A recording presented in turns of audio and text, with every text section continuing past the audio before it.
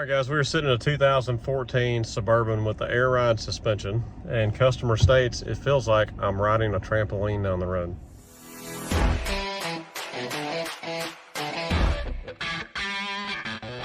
Let me show you how bad this is here. So if you can watch the back of the car here, I'm just going to go forward, hit the brakes, and watch how much it bounces. Bouncing, bouncing, bouncing, bouncing, bouncing. Let me get you a side view here. Do the same thing right here. Man, when you ride down the highway, it's even worse. Hit a bump, it just bounces over and over again. So they brought it to me about a week or so ago with this complaint, and I looked at it, and the compressor is not running on it. And we checked the relays and everything else, so we got a bad compressor. Priced out doing a compressor. I think this is not their first issue with the air ride suspension in the past here.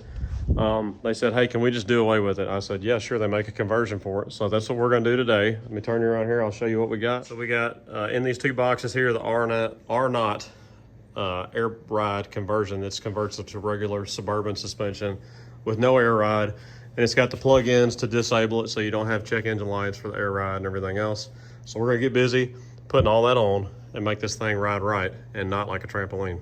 So the main reason behind doing this is this air suspension is nice. I agree, it rides great when everything's working right, but this vehicle is 7, 8, 9 years old now, and it just gets to be problematic when you get to the point of one component goes out, you fix it, a few months goes by, another component goes out, shocks are leaking, got to be replaced, and it's pricier replacing these air ride suspension parts than it is replacing these normal ones like what you would normally have on a Suburban, your normal suspension stuff.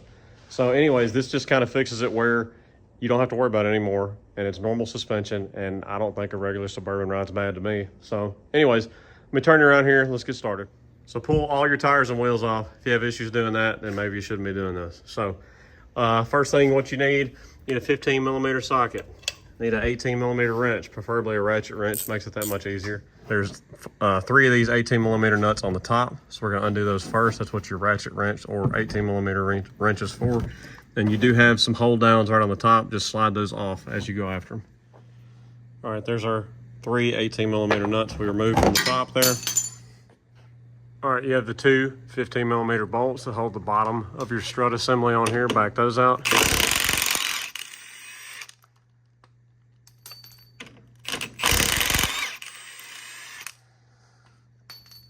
So now before you go to working this out, you do have an electrical connection on the top of this for the air ride stuff. We don't want to mess the connector up. We want to let the strut down easily till we can gain access to it from the bottom here and unplug it. So don't just pull this out and let it drop or start pulling on it, because you'll just start pulling wires out. All right, so what you have to do here is you're going to pull down on the suspension just a little bit. It's going to give you enough room to work that off of the arm right there, and you can see your wire right there. There we go. Unplugged. Just work it down like that. So you will need to keep and reuse these 2 speed nuts that are on the bottom of your strut assembly here. They come off just that easy. And you're going to put them onto your new one here. If you want to, you can give them just a little bit of a squeeze with some pliers so they stay on there a little bit better. You see this one's a lot tighter. But anyways, move these over to there because you got to have them to remount these. They're your new struts. All right. Put your new strut in. What I like to do first is take one of your nuts and put it on this outside one. And just tighten it up finger tight. And you're not trying to hold this thing up while you get the bottom in. So now, turn you down here. We're gonna do the same thing. We're gonna push down on the suspension and work it over just like that. We're gonna put our speed nuts back on because they fell off on me.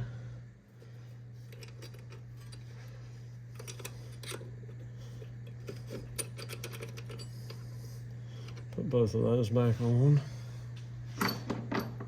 You can go and get your 2 bolts started from the bottom.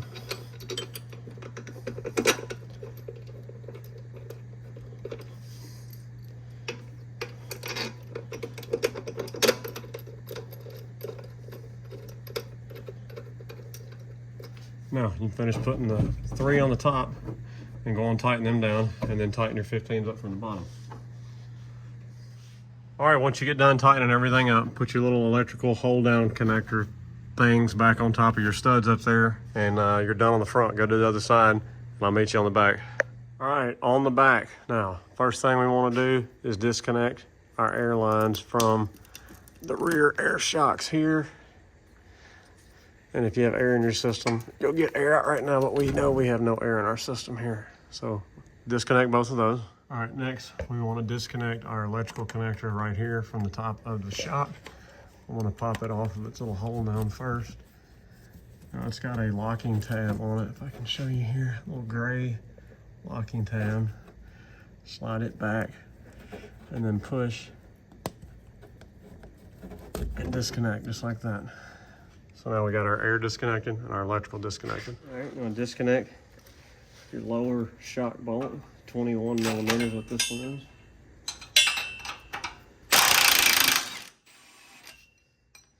And you want to have your axle supported now too, by the way.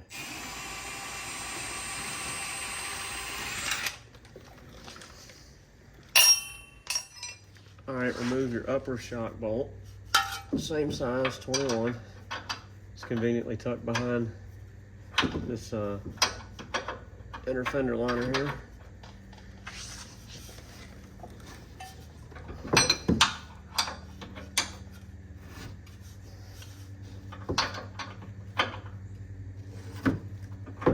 All right, you want to move your ride height sensor adjusters right here. It's a 13 millimeter. It's kind of a band that goes around here, so spread it open and slide it off.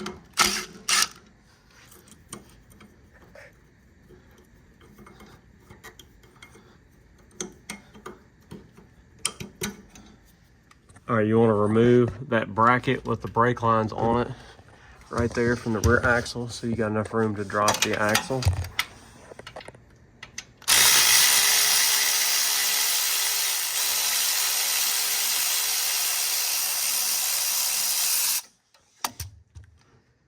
All right, you want to remove your upper sway bar link bolt here so that the axle will be free to drop also.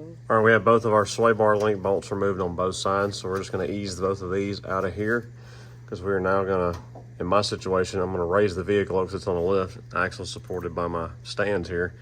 If you were using a jack, you would just let the jack down some and lower the axle until you can get the coil springs out. So that's what we're going to do next. All right, we're now going to remove our coil spring. The little rubber boots, or rubber spacers, whatever you'll call them, are going to come out with it. But you will reuse them. All right, we're going to move our little rubber spacers, boots, pads, whatever you want to call them, over to the new springs, and then stick these in.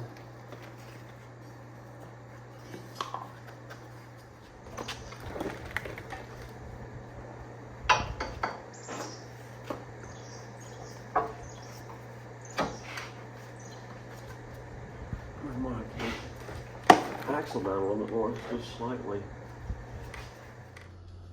There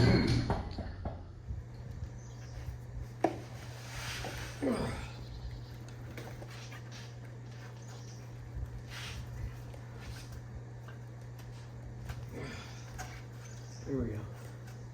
A little bit of a tight fit. All right, we got both of our coils in, so now you're either gonna jack the axle back up with your floor jack, or in my case, you'll be letting it back down on the lift onto your stands here. So I'm gonna let it back down.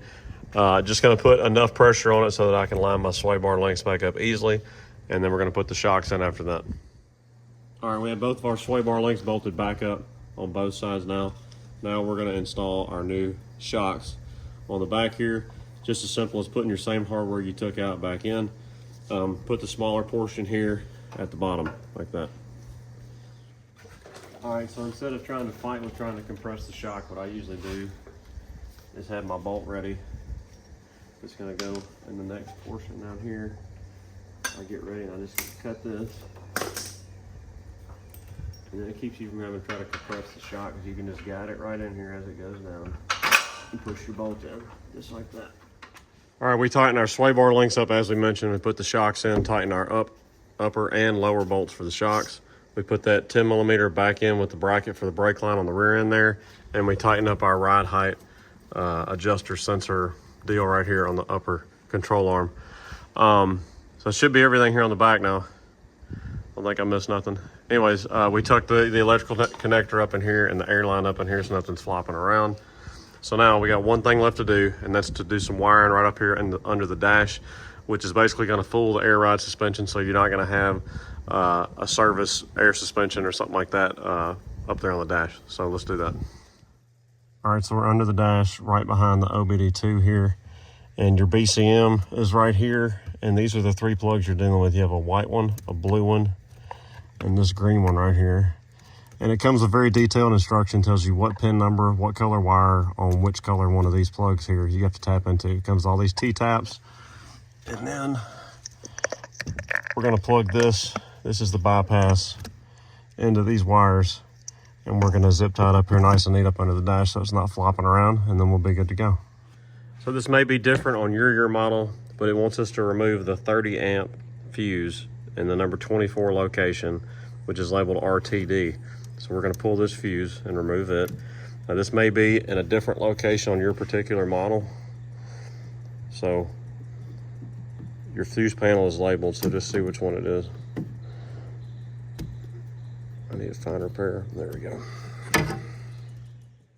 All right, now we're complete. Let's crank this up, make sure we don't have anything that says anything about suspension.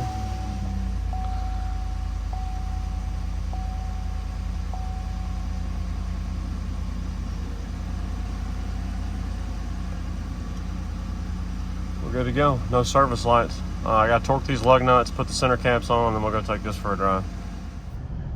Ride's so much better. It's not bouncy. You go over it like when you're coming off of a bridge. Before, you'd have that 5, 6, 7 bounces in a row till it just kind of recovered. And now you just have that one gentle bounce. It kind of settles and goes right back to normal. Got rid of all that overcomplicated bull crap.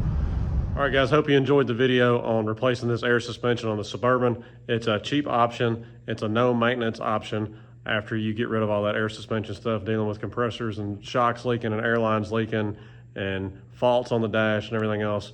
Good alternative to that. Go check out Arnott suspension for that. Hope you enjoyed the video. It's Automatic Garage signing out. We'll holler at y'all later. Check us out at Facebook, Instagram, and Rumble, and automaticgarage.com.